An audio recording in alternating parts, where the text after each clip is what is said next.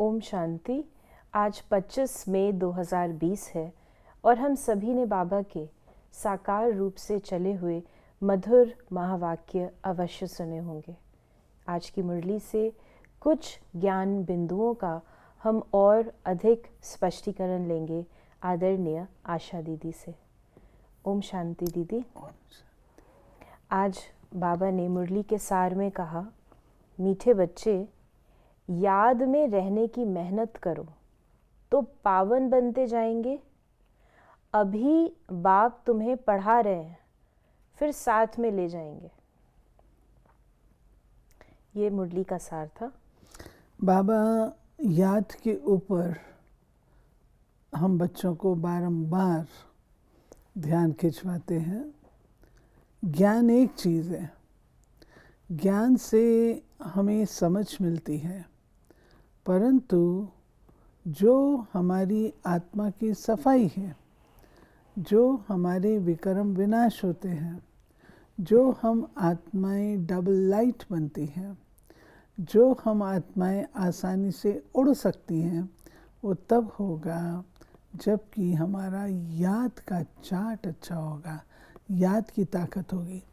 मैं आत्मा हूँ चाहे जितना मर्जी करती रहूँ, ठीक है, अगर आत्म स्वरूप में नहीं हो तो नहीं। ये एक बहुत गहन, जैसे ब्लड है हमारे शरीर में है, ऐसे हमारी इस लाइफ में आत्मा का ज्ञान उतना ही गहरा महत्व रखता है। और सब बातों को छोड़ दीजिए, आत्मा का ज्ञान, मैं आत्मा हूँ, आत्मा समझ के चलना, आत्मा समझ के कंट्रोल करना, आत्मा समझ के व्यवहार में आना, ये बहुत इम्पोर्टेंट है। अंत समय सेकंड में आत्मा शरीर से डिटैच हो सके, ये बहुत बड़ी उपलब्धि है। दीदी, जब हम कहते हैं कि आत्म स्वरूप में आना, एक है ज्ञान, मैं आत्मा हूँ, ये भी ज्ञान है, लेकिन उस स्वरूप में आना, उसे क्या, वो उससे अभिप्राय क्या है? स्वरूप वो है जिसमें मैं अपनी सीट पर सेट हूँ, मैं राजा हूँ, अपनी सीट पर सेट हूँ, और राजा होने के कारण मेरे पास रोलिंग पावर, कंट्रोलिंग पावर दोनों हैं। राजा के अनुसार मेरा जो स्वमान है, जो रॉयल्टी है, वो भी उसके साथ जाएगी। रॉयल्टी क्या है? मिट्टी से न खेलना, मिट्टी में पाँव नहीं रखना, गंद में नहीं जाना, ये रॉयल्टी है। तो जब मैं आत्मा समझूंगी तो ये रॉयल्टी भी आएगी। और उसके साथ साथ जो हमारा कार्य करने का तरीका है, आज हम कैसे कार्य करते हैं, जिद से, सिद्ध से, किसी से नफरत, किसी से प्यार, किससे कुछ, लेकिन जब हम आत्म स्वरूप में होंगे तो हमारे पास जो हमारे गुण हैं, वही हमारा कार्य करने का साधन है। पवित्रता है, ज्ञान है, शांति है, प्रेम है, सद्भाव है, शक्ति है। इनके द्वारा कार्य करना, उसको हम कहेंगे आत्म स्वरूप। बाबा ने जो आज की मुरली से जो प्रश्न दिया है कि कौन सा पैगाम तुम्हें सभी को देना है, अब घर चलना है इसलिए पावन बनो। पतित पावन बाप कहते हैं कि मुझे याद करो तो पावन बन जाएंगे। ये पैगाम सभी को दो। अब तुम्हारा कर्तव्य है बाप का शो करना। अब देखिए, नाटक पूरा होता है तो अल्टीमेटली जो भी एक्टर्स हैं उनको घर लौटना है, यहाँ तो नहीं रहना। कोई भी व्यक्ति स्टेज को ही अपना घर तो नहीं समझ लेता। तो बाबा ये बात हमको रियलाइज़ करा रहे हैं कि अब समय पूरा हुआ, जब आप इस सृष्टि चक्र पर अपना पार्ट प्ले कर रहे थे। अब समय है वापस जाने का, और वापस जाने के लिए मैं तुमको आकर के गाइड करता हूँ। और गाइडेंस में तुमको एक बात कहता हूँ कि तुम घर वापस तब तक नहीं लौट पाओगे जब तक तुम पावन नहीं बनोगे, शुद्ध नहीं बनोगे, क्योंकि वो है पवित्र धाम। पवित्र धाम में अपवित्र आत्मा जा नहीं सकती है, उसको पवित्र बन करके जाना है। उसके दो साधन हैं, या तो अभी तुम ज्ञान और योग से पवित्र बनो, अगर अभी नहीं बनना है आपने, तो फिर धर्मराजपुरी में बनना तो पड़ेगा, सज़ा खा कर के भी बनना पड़ेगा। उसमें तुमको दो नुकसान होंगे, एक सज़ा भी खानी पड़ेगी और दूसरा स्वर्ग के जाने योग्य भी नहीं होंगे, स्वर्ग के गेट बंद होंगे आपके लिए। आप वहाँ पर परमधाम अपने घर में ही रहोगे। और यहाँ पर अगर पावन बनते हो पढ़ लिख करके, तो धर्मराजपुरी की सज़ा भी नहीं खानी पड़ेगी और स्वर्ग के भी अधिकारी बनोगे। बाबा ने कहा भक्ति को पढ़ाई नहीं कहा जाता, उसमें कोई उद्देश्य नहीं कि हम क्या बनेंगे, भक्ति पढ़ाई नहीं है। क्योंकि पढ़ाई में देखिए, व्यक्ति पढ़ता है तो प्रोग्रेस होती रहती है ना। अब हम लोग भक्ति 2500 साल से करते आ रहे हैं, वही शास्त्र पढ़ रहे हैं, वही प्रार्थनाएं कर रहे हैं, वही बातें कर रहे हैं, हमारी प्रोग्रेस क्या हुई? वहीं के वहीं रहे। बाबा ने कहा कि राजयोग सीखना ये पढ़ाई है। पढ़ाई एक जगह स्कूल में पढ़ी जाती है, भक्ति में तो दर दर धक्के खाते हैं। पढ़ाई माना पढ़ाई। और बाबा ने कहा कि बच्चे जानते हैं कि हम स्टूडेंट हैं, बहुत हैं जो अपने को स्टूडेंट नहीं समझते क्योंकि पढ़ते ही नहीं है। बाबा का परिचय मिलना काफ़ी नहीं है। कई बच्चे ऐसे होते हैं कि बस मेरे को बाबा का परिचय मिल गया, बहुत हो गया। बाबा कहते नहीं, इतना पर्याप्त नहीं है। तुम मेरे बच्चे बनते हो तो मैं तुमको कहता हूँ पढ़ो, लायक बनो। सिर्फ तुम मेरी महिमा करो वो काफ़ी नहीं है। भक्ति में हम भगवान की महिमा ही गाते आए। अब भगवान कहता है कि महिमा तुम मेरी गाते आए, ऐसे थोड़ी कि मुझे अपनी महिमा का पता नहीं है। महिमा गाने से क्या होगा? तुम उसके स्वरूप तो बने नहीं। तुमने मेरी महिमा गाई, तुम्हारी महिमा गाने से मेरी महिमा कोई बढ़ी भी नहीं। लेकिन मैं जो हूँ, जैसा हूँ वैसा ही हूँ। मैं तुमसे कहता हूँ कि तुम पढ़ो, मेरी महिमा करते हो टीचर की, वो ठीक है, लेकिन पढ़ाई के बिना तुम्हारी भी गति नहीं है। पढ़ना ज़रूरी है। बाबा स्टूडेंट नहीं समझते अपने आप को, तो लागर्ज रहते हैं। बस शिव बाबा से हमारा प्यार है, शिव बाबा गुड मॉर्निंग। बाबा कहते तुम्हारा प्यार भी नहीं है। अगर तुम्हारा प्यार हो तो तुम पढ़ोगे, भगवानोवाच का अध्ययन करोगे। ये बात बाबा कहते हैं। बाबा ने कहा याद में ही मेहनत है, बहुत थोड़े हैं जो याद में रहते हैं। और बाबा ने ये भी कहा कि भगत माला भी थोड़ों की है, धन्ना भगत, नारद, मीरा आदि का नाम है। ये बाबा स्टूडेंट और भगत दोनों में माला में कौन आते हैं वो बताएं।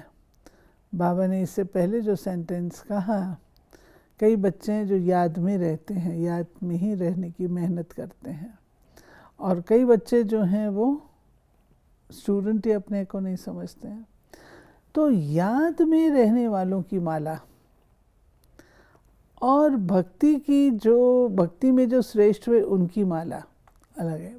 भगत भी तो अच्छे हुए हैं, और ऐसे योगी भी, उनकी माला वास्तव में देखा जाए तो ब्राह्मणों की माला नहीं बनती, लेकिन कहने में आता है कि नंबर 1 2 3 ऐसे। और बाबा ने कहा अभी बाप आए ही हैं तुम बच्चों को ले जाने। बच्चों को अंदर बहुत खुशी होनी चाहिए, बाप पढ़ा रहे हैं, कृष्ण को बाप नहीं कहेंगे। बाप अपना परिचय बच्चों को ही देते हैं। नए नए कोई से बाप नहीं मिल सकते। ये बात बाबा कह रहे हैं कि बाबा जब मुरली चलाते हैं, बाबा जो बातचीत करते हैं तो किसके साथ करते हैं? जो बाबा को पहचानते हैं उनसे बातचीत करेंगे। जो पहचानते ही नहीं है, नए नवेले हैं,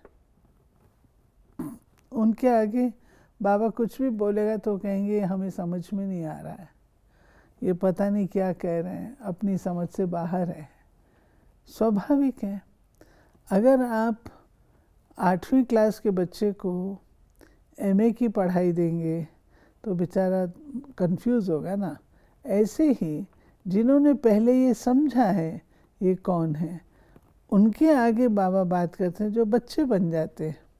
और जो दूसरे, उनको तो ABC नहीं पता, इसलिए बाबा उनके आगे नहीं बोलते। गीता में है, जो युद्ध के मैदान में शरीर छोड़ेंगे वो स्वर्ग में जाएंगे, परंतु ऐसे तो जा न सके।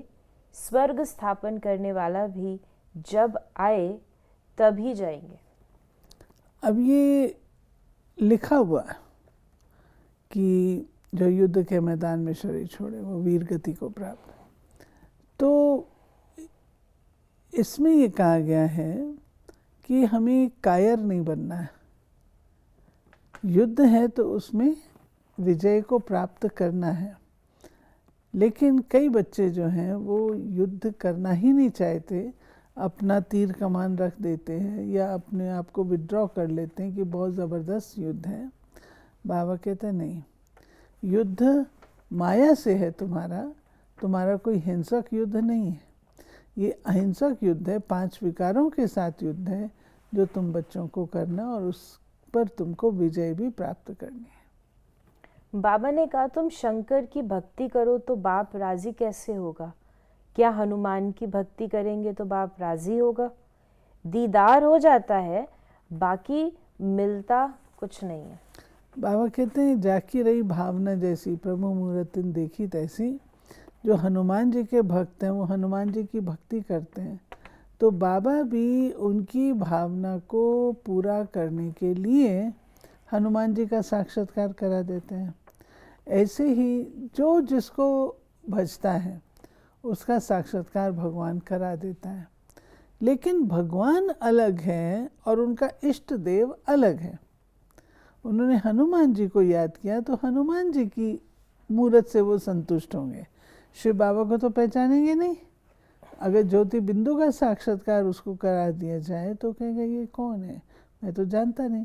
हनुमान जी को देख के वो हर्षित हो जाएगा। तो बाबा उस अनुसार उनको करते हैं। उसमें बाबा को राज़ी करने की बात नहीं होती है। बाबा ने कहा जानते हो वो निराकार बाप जब शरीर धारण करे तभी अपना परिचय दे कि मैं तुम्हारा बाप हूँ।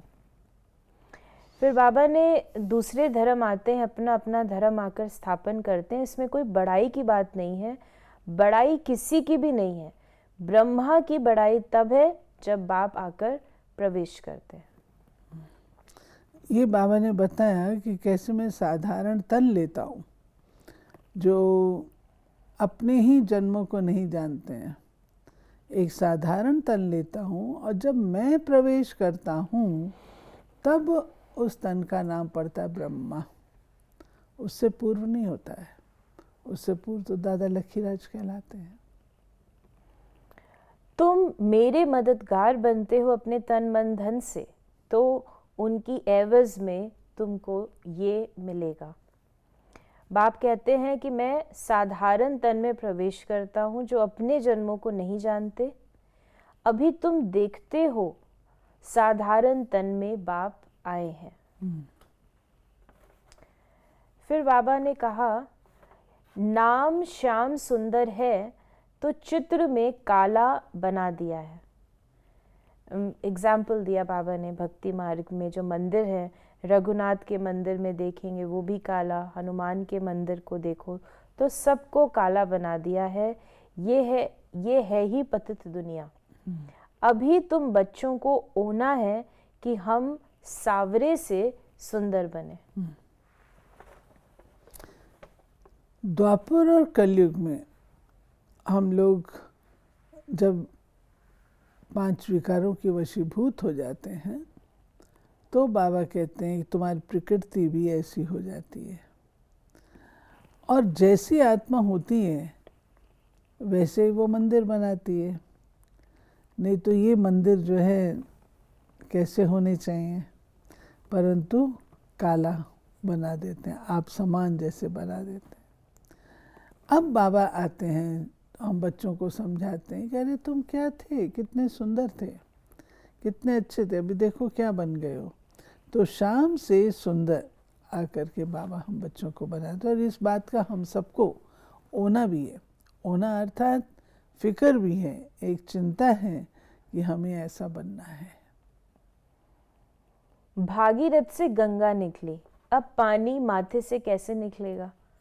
भागीरथ कोई ऊपर पहाड़ पर बैठे हैं क्या जिसकी जटाओं से गंगा आएगी? तो बाबा ने कहा कि दुनिया में पानी जाता है, मतलब दुनिया के जो पानी की बात है, पहाड़ों के अंदर गुफाओं में जो पानी रहता है वो फिर कुएं में आता है, तो बरसात ना पड़े तो कुएं भी सूख जाते हैं। तो बाबा ये सारा डिस्क्रिप्शन दे रहे हैं कि जो भागीरथ गंगा लाए तो वो माथे से पानी आया, पानी तो कहाँ से आता है, ये सारे उससे बताते हैं कि गंगा जी आकाश से आई, आकाश से आई और बहुत वेग में थी, तो उसको भागीरथ जी ने थामा।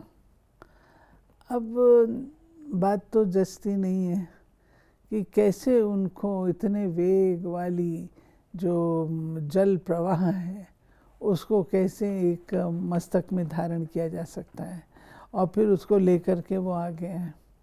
तो ये बात कुछ समझ में नहीं आती है। इसलिए बाबा कहते हैं वास्तव में ये है ज्ञान सागर, जिसको भागीरथ अर्थात भाग्यशाली रथ, जो ब्रह्मा का रथ है, वो अपने मस्तक में धारण करते हैं। ज्ञान सागर शिव बाबा ब्रह्मा के मस्तक में आके पधारते हैं, और वहाँ से फिर हम बच्चों को मुख से ज्ञान देते हैं।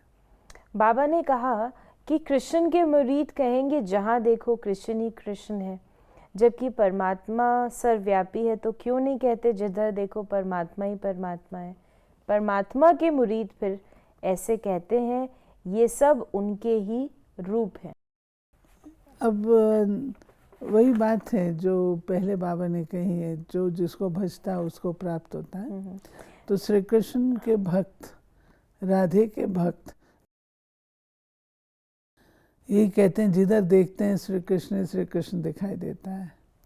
तो श्री कृष्ण में और परमात्मा में तो अंतर है ना।